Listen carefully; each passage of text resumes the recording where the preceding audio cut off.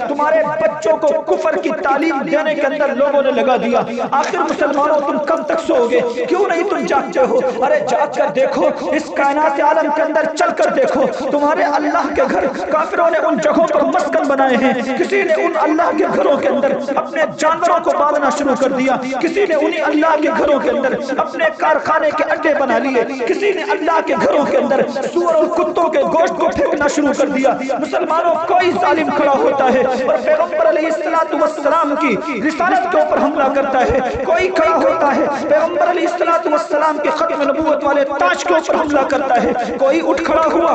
آپ دنیا کے اندر نظر دوڑا کر دیکھو، مشرق سے لے کر شمال تک، شمال سے لے کر جنوب تک، جنوب سے لے کر مغرب تک، آپ صبح سے لے کر شام نظر دوڑائیں، ہر وقت ہر کونے کے اندر ہر جانب آپ کو نظر آئے گا کہ اسلام کے ساتھ روگردانی کی جا رہی. ساری دنیا کا کفار متحد ہو گیا، لیکن ہمارا مسلمان بکھرتا چلا گیا. ہمارا مسلمان اللہ کے قرآن کو چھوڑتا چلا گیا. ہمارا مسلمان اللہ کی شریعت سے موڑتا چلا گیا. ہمارا مسلمان ایک دوسرے کے ساتھ کھڑا نہیں ہوا. ہمارا مسلمان بکھرتا چلا گیا. کفار تو جڑا ایک ہوا، ہزاروں خداؤں کو ماننے والے لوگ ایک دہلیز کے اوپر آ گئے، ایک پلیٹ فارم کے اوپر آ گئے، لیکن یہ مسلمان دور ہوتا چلا گیا. آپس میں ایک دوسرے کے ساتھ کھڑا نہیں ہو سکا.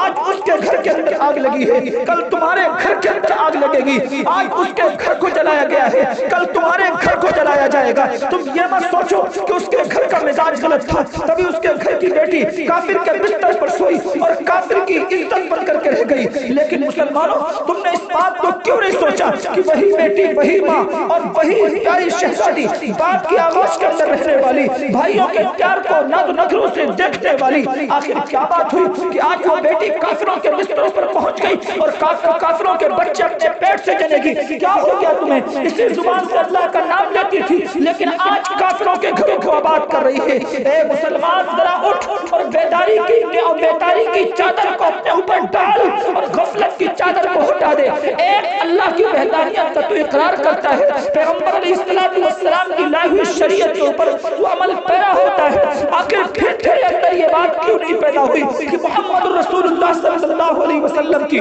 تیار کردہ جماعت ایک تھی، متحد تھی، ایک اللہ کو ماننے والے ایک پلیٹ فارم پر تھے. ہزاروں خداؤں کو ماننے والے لوگ بکھر جایا کرتے تھے، لیکن وہ مسلمان آج ایک تو رہ گیا کہ تو بکھر کے رہ گیا. گھر گھر کی لڑائی، ایک دین کے اوپر لوگ جمع نہیں ہو سکے، ایک بات پر لوگ نہیں آ سکتے. وہ کہتے ہیں کہ ہم قرآن سے ہمیں کیا غرض پڑی ہے؟ وہ کہتے ہیں گھر بند ہوئے بیماریوں کی وجہ سے. وہ کہتے ہیں ارے مسلمانوں سوچ تھوڑی دیر کے لیے، مسلمان سوچ، مسجد تو مسجد، خانے کعبہ کے حج اور طواف کو بھی بند کر دیا گیا. کہاں تک سو گے؟ کیوں نہیں اپنے اوپر سے غفلت کی چادر ہٹاتے ہو؟ آ جاؤ اور بیداری کی چادر کو اوڑھو، اپنی بیٹیوں، بہنوں، ماں کی عزت کو سنبھالو. مسلمانوں بیدار ہو جاؤ، اللہ کے گھر کو آباد کرنے کی فکر کرو. تم آباد نہیں کرو گے، ظالم ان گھروں کے اوپر اپنی نظریں ڈالیں گے اور ان گھروں کو وہ اپنا مسکن بنائیں گے. کوئی جانوروں کا انہیں اڈا بنائے گا، کوئی کاروبار کا کارخانہ بنائے گا. اللہ کے گھر کو اگر تم آباد نہیں کرو گے، ماں بیٹیوں کی عزتوں کو نہیں بچاؤ گے، تو اس صورت کے اندر تمہاری عزتوں کے اوپر کفار حملہ آور ہوں گے. کبھی یہودیت کی شکل میں، کبھی نصرانیت کی شکل میں، اور کبھی یہی کفار جو ہزاروں خداؤں کو ماننے والے، کبھی یہ لوگ تمہاری بہن، بیٹیوں، ماں پر حملہ کریں گے. لیکن مسلمان تو غفلت کی نیند سوتا رہے گا. کب تک سوئے گا؟ مجھے بتا دو ذرا صحیح، کب تک سوئے گا؟ اٹھ جا، اس بات کو سمجھ. یہ مت سوچ کہ فلاں کے گھر آگ لگی ہے خود بجھائے گا، ہمیں کیا ضرورت پڑی، ہمارے گھر آگ نہیں لگی. نانا اللہ کی قسم ایسا مت سوچ. اسی کا نام ہے ان تنصروا اللہ ینصرکم ویثبت اقدامکم. اسی کا نام ہے. تم اللہ کی مدد کرو، اللہ تمہاری مدد کرے گا. کیا مطلب ہے؟ اللہ بھوکا ہے، اللہ پیاسا ہے، اللہ کو کھانا چاہیے، اللہ کو تمہاری دولت چاہیے؟ نہیں نہیں، ان تنصروا اللہ ینصرکم. تم اللہ کی مدد کرو، اللہ تمہاری مدد کرے گا. مظلوموں کے ساتھ کھڑے ہو جاؤ، ان کے شانہ بشانہ کھڑے ہو جاؤ، ان کو سہارا دو. جی اس صورت کے اندر اللہ کی مدد تمہارے ساتھ آئے گی.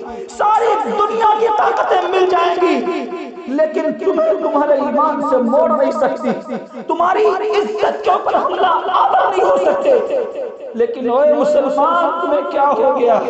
سلطان صلاح الدین ایوبی سے کسی نے پوچھا تھا کہ حضرت اللہ پیاسا ہے، اللہ کو کھانا چاہیے، اللہ کو تمہاری دولت چاہیے؟ نہیں نہیں، ان تنصروا اللہ ینصرکم، تم اللہ کی مدد کرو اللہ تمہاری مدد کرے گا۔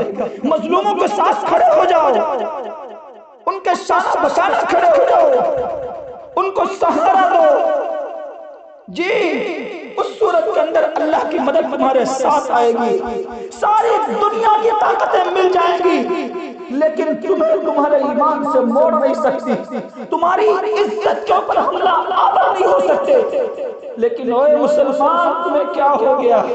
سلطان صلاح الدین ایوبی سے کسی نے پوچھا تھا کہ حضرت آپ مسکراتے کیوں نہیں ہیں، ہنستے کیوں نہیں ہیں؟ کیا کہتا ہے وہ عظیم جرنیل؟ کیا کہتا ہے؟ کہتا ہے کیف القرار و کیف یهدو مسلم، کیف القرار و کیف یهدو مسلم والمسلمات مع العدو المعتدی الضاربات حدودهن برنة، الضاربات حدودهن برنة والقائلات اذا خشين فظيعة الداعيات نبيهن محمدی، الداعيات نبيهن محمدی والقائلات اذا خشين فظيعة جهد المقالة لیتنا لم نزید۔ سلطان صلاح الدین ایوبی فرماتے ہیں کہ بھائی میں کیسے مسکرا سکتا ہوں، کیسے ہنس سکتا ہوں جبکہ مسلمانوں کی بیٹیاں بہنیں مائیں کفار کی حراست کے اندر ہیں، اور میں ہنسوں؟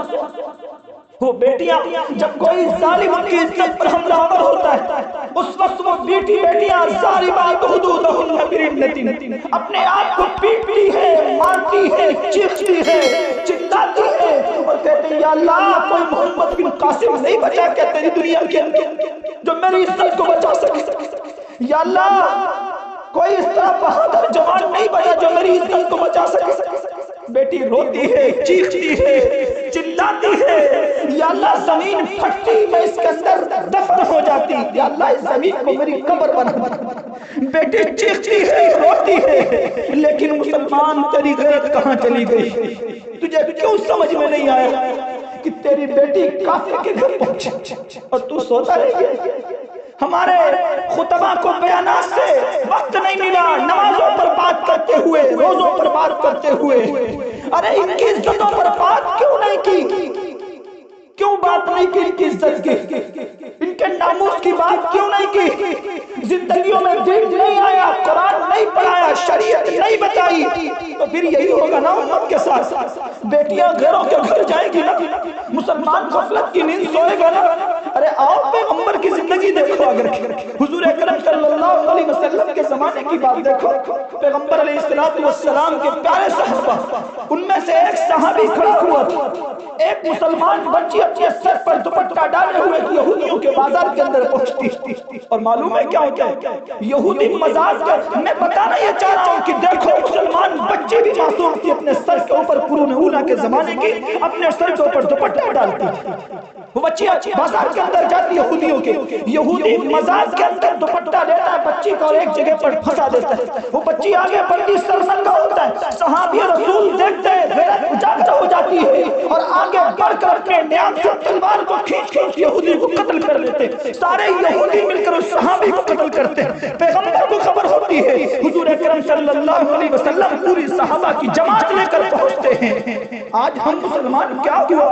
ہم کہتے ہیں ان کے گھر کا مزاج نہیں صحیح، ان کے گھر کا ماحول صحیح نہیں، اس وجہ سے بیٹی غیر کے گھر گئی۔ نہیں، اللہ کی قسم ایسا نہیں ہوا ہے، کفار حملہ آور ہوئے ہیں، ہمیں کہتے ہیں کہ ہم دوسرے کے گھر کی لڑائی کے اندر ہاتھ کیوں ڈالیں، وہ اس طرح کا ہے؟ نہیں، وہ الگ بات ہے اس طرح کا، لیکن اگر تم اس کے معاون بن جاؤ کہ میرے رب نے چاہا وہ ایک بار نہیں 1000 بار سدھرنے کی کوشش کرے۔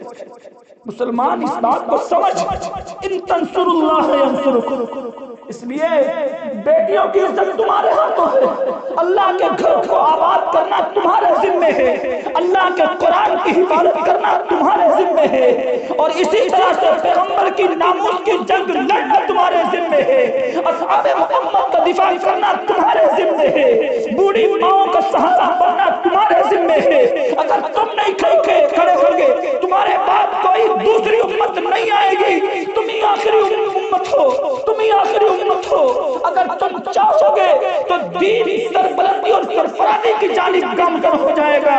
جی پیارے بھائیوں، اس بات کو سمجھو، کب تک تمہیں بات بتائی جائے گی؟ غفلت کی چادر کو اتارو اور بیدار ہو، اپنے اندر بیداری پیدا کرو، اس دین پر عمل کرو جو دین حضور مکرم جناب محمد رسول اللہ صلی اللہ علیہ وسلم ہم کو آپ سب کو دے کر کے گئے ہیں، جو پیغام آقا مدنی علیہ السلام ہمیں دے کر گئے ہیں، جو شریعت لائے تھے، جو طریقت لائے تھے، جو قرآن لائے تھے، اس پر عمل پیرا ہو مسلمان، اس کا نام شریعت ہے۔